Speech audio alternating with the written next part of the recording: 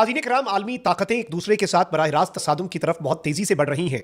एक जानिब तो वेनेजुएला वाले मामले के बाद रूस के बहरी जहाज पर, तेल बरदार जहाज पर अमेरिका की नेवी और अमेरिका के कोस्ट गार्ड्स का कब्जा, नेटो ममालिक का एक बहुत बड़ा इकदाम जिसे रूस रोक नहीं पाया, जिसके बाद व्लादिमीर पुतिन फौजी वर्दी पहनकर धमकी देने के लिए नेशनल टेलीविजन पर आया और उसके बाद यूक्रेन तक पर न्यूक्लियर कैपेबल ऑर्शनिक मिसाइल चला दिए। एक तरफ तो यह सिनेरियो है, वहीं दूसरी जानिब चीन और अमेरिका भी बहुत तेजी से एक डायरेक्ट कॉन्फ्लिक्ट की तरफ बढ़ते जा रहे हैं। डायरेक्ट कॉन्फ्लिक्ट का मतलब यह नहीं है कि किसी एक मुल्क को दूसरे मुल्क के खिलाफ लाकर खड़ा कर देना, बल्कि इसका मतलब है कि दोनों मुल्क आमने सामने आ जाएं। एक जाने तो डोनाल्ड ट्रंप ने कुछ लेटेस्ट स्टेटमेंट्स दी हैं ताइवान के हवाले से, और चाइना जो है, क्या वो वेनेजुएला वाले ऑपरेशन को एक प्रीटेक्स्ट के तौर पर इस्तेमाल करके ताइवान में कोई बड़ी कार्रवाई करेगा? इस हवाले से डोनाल्ड ट्रंप ने एक बहुत वाज़ेह धमकी दी है। वहीं दूसरी तरफ इंतहाई खतरनाक डेवलपमेंट यह हुई है कि अमेरिका पर तारीख का बदतरीन साइबर हमला हुआ है। अमेरिका की जो साइबर सिक्योरिटी है वो बहुत मैटर करती है।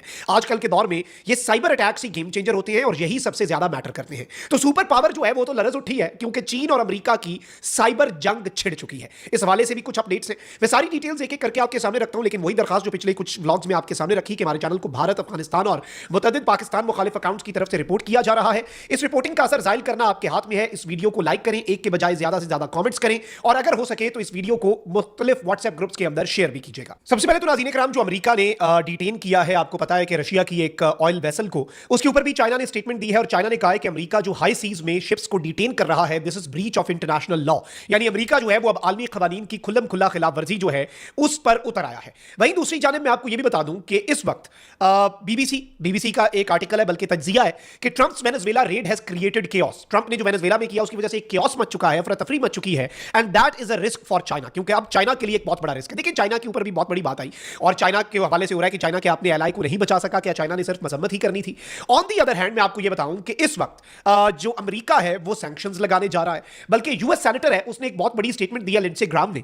उसने कहा है कि ट्रंप जो है वो चाइना, इंडिया को, दोनों को रशिया का तेल खरीदने पर सैंक्शंस करने के बिल की हिमायत करता है। और आपको मैं यह भी बता दूं कि ये जो इस मर्तबा सैंक्शंस हैं, जो टैरिफ है वो 500% है। चाइना तो इस चीज को किसी ना किसी तरीके से काउंटर कर लेगा। इंडिया का भुरकस निकल जाना। इंडिया तो हाथियों की लड़ाई के अंदर वैसे ही घास की तरह पिसला जाएगा। एक दौर के अंदर आप देखें कि यही इंडिया चाइना के खिलाफ वेस्ट का फेवरेट चाइल्ड था, लेकिन अब इसी इंडिया को टिश्यू पेपर की तरह इस्तेमाल करके फेंक दे। हमारी वीडियो का टॉपिक इंडिया नहीं है, वरना उसमें बड़ी लंबी बात हो सकती है, लेकिन हम इसमें भी जो चाइना फैक्टर है उस पर बात करते हैं कि ट्रंप ने कहा है कि रशियन तेल खरीदने पर चाइना जो है उसके ऊपर सैंक्शंस लगेंगी। अच्छा, फिर इसके साथ ही साथ एक और बड़ी डेवलपमेंट हुई है। एनोदोलो न्यूज एजेंसी रिपोर्ट कर रही है, चाइना ने वार्निंग दी है अमेरिका को कि अगर आप जो ये सैंक्शंस वाला बिल ला रहे हैं ना, इसकी वजह से फिर बहुत कुछ जो है वो तब्दील हो जाएगा। और इस सब के अंदर इन्होंने कहा है कि चाइना ने कहा है कि हम रिजेक्ट करते हैं अमेरिका की यूनिलैटरल एक्शन को। इस तरह की सैंक्शंस लगाना और दीगर काम करना, फिर चाइना भी एक कदम आगे बढ़ेगा, ये मौकफ दे रहा है चाइना। अब आते हैं असल डेवलपमेंट पर। डोनाल्ड ट्रंप से पूछा गया कि भाई आपने वेनेजुएला में जो किया, अब ये एक प्रेसिडेंट है, चीन घुसकर ताइवान में कर दे। अब इस सब के अंदर रॉयटर्स रिपोर्ट कर रहा है कि ट्रंप ने कहा है कि भाई वेनेजुएला वाला हमारा ऑपरेशन चीन को ये मौका नहीं देता और चाइना को कोई प्रेसिडेंस नहीं देता कि चाइना भी ताइवान में उसी तरह की कार्रवाई कर ले, लेकिन ये शी जिनपिंग के ऊपर है। और इस सब के ऊपर मैं आपको यह बताऊं कि डोनाल्ड ट्रंप कहता है कि मैंने उसे बता दिया शी जिनपिंग को कि मैं बहुत गुस्सा होऊंगा अगर तुमने ये किया, और मुझे नहीं लगता अब वो करेगा, और ना ही वेनेजुएला वाले ऑपरेशन के बाद उसमें ये होगा कि वो ये करे। अब ये जो एक स्टेटमेंट है डोनाल्ड ट्रंप की, आई थिंक ये चाइना को भी तपाने वाली स्टेटमेंट है, जिसमें डोनाल्ड ट्रंप कह रहा है कि भाई मैंने शी जिनपिंग को कहा था मैं आई विल बी अनहैप्पी अगर तुम ये करोगे, और मुझे नहीं लगता वो अब ये करेगा, लेकिन इट्स अप टू हिम। यानी इसमें एक धमकी है, करना तो फिर कर लो, देख लेंगे। और इसमें डोनाल्ड ट्रंप ने कहा है कि हम तो वेनेजुएला में ऑपरेशन कर सकते थे, लेकिन चाइना जो है वो ताइवान में नहीं कर सकता। चाइना ने 2025 के इख्तिताम के ऊपर और 2026 के अवाइल में जो बड़ी जंगी मशक़ें की, उन्होंने एक तरफ पूरे के पूरे ताइवान को हिलाकर रख दिया, तो चाइना भी कुछ ना कुछ तो करेगा। इस सबके अंदर जो बराह रास्त इन दोनों का तसादुम, एक तरफ तो अमेरिका और रशिया का, वो रशिया के तेल बरदार जहाज की वजह से बराह रास्त तसादुम पिछले 48 घंटे में, और अब जाए चाइना वाली खबर पर आ जाए तो आपको मजीद चीजें समझ आ जाएंगी कि इस वक्त अंदर खाते जो खिचड़ी है वो किस तरह की पक रही है। अब नाज़रीन इकराम, खबर ये है, और रॉयटर्स ये कह रहा है कि फाइनेंशियल टाइम्स की रिपोर्ट है कि China hacked email systems of US congressional committee staffers. US की जो कांग्रेस की कमेटीज है, याद रखिएगा कि अमेरिका में कांग्रेस का बड़ा एक किरदार होता है और कांग्रेस की जो कमेटीज होती हैं उनका किरदार तो और ज्यादा अहम हो जाता है। अब चाइना ने जो साइबर हमला किया है, फाइनेंशियल टाइम्स की रिपोर्ट के मुताबिक ये चाइना का एक ग्रुप है, हैकर ग्रुप, और बाय द वे आप किसी हैकिंग के अटेम्प्ट को डायरेक्टली किसी मुल्क पे मान ही नहीं सकते, ये एक बड़ी इंटरेस्टिंग चीज होती है। और साइबर अटैक्स बहुत मैटर करते हैं। अभी ईरान पे भी साइबर अटैक्स शुरू हो चुके हैं, क्योंकि वहां पर कुछ ना कुछ होने जा रहा है मशरिक़ वुस्ता में, आपको पता है। इसी तरह से पाकिस्तान ने जब मार्का हक ऑपरेशन बुनियानुम मरसूस लॉन्च किया, तो उस वक्त भी साइबर हमला जो इंडिया पर था उसने पूरे इंडिया के ग्रिड स्टेशन हर चीज को हिलाकर रख दिया, इंडिया मफलूज किया, फिर ठोक दिया हमने।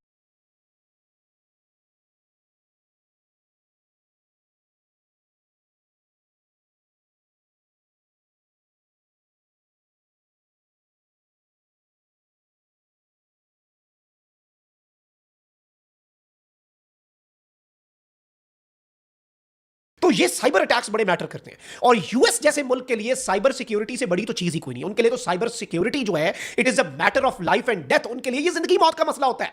और अगर इनकी कांग्रेस की जो कमेटीज है, जिसमें डिफेंस कमेटी है, जिसमें डिफेंस प्रोडक्शन, नेशनल सिक्योरिटी, ऐसी ऐसी कमेटियां हैं, अगर उनके स्टाफ के ईमेल्स हैक हो जाते हैं, इसका मतलब है उसका पूरा डाटा इनके पास है। और आपको लगता है कि अमेरिका ने अपनी कांग्रेस कमेटियों के स्टाफ को नॉर्मल कहा होगा कि आपके और मेरी तरह वो जीमेल इस्तेमाल करें या कोई और पब्लिक डोमेन का प्लेटफॉर्म इस्तेमाल करें? हाई सिक्योरिटी होगी ना अमेरिका अपने साइबर जो एसेट्स हैं उन्हें बचाने के लिए। तो चाइना अगर इन्फिल्ट्रेट किया चाइना ने इसके अंदर, तो ये एक बहुत बड़ी चीज है। इस सबके अंदर जो यूएस हाउस ऑफ रिप्रेजेंटेटिव्स है, यूएस कांग्रेस है, उसके स्टाफ मेंबर्स जो है उनकी, और वो भी सिर्फ पावरफुल कमेटीज की, जो कमेटीज मैटर करती हैं, उनके ईमेल जो है वो कॉम्प्रोमाइज हो चुके हैं। एक ग्रुप है जिसका नाम है सॉल्ट टाइफून।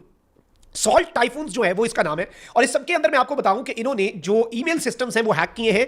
कौन कौन सी कमेटी के? इंटरेस्टिंगली, फॉरेन अफेयर्स की कमेटी, इंटेलिजेंस की कमेटी, आर्म्ड सर्विसेज की कमेटी, और कांग्रेस की चाइना के हवाले से कमेटी।